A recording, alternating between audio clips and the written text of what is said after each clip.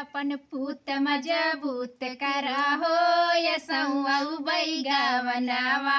सासू अपन पूत मजबूत करा हो यसऊ बैगवनावा। तब तो कहूँ हमरे महला दुई महला, तब तो कहूँ हमरे महला दुई महला।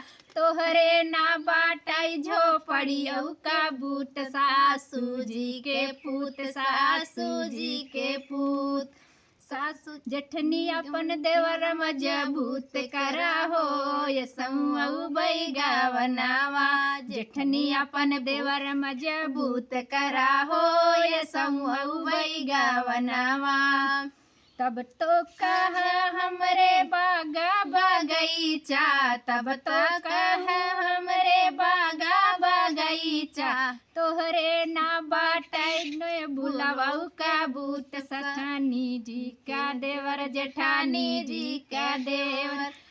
ननदी अपन भैया मजबूत करा हो यसऊ बैगवनावा।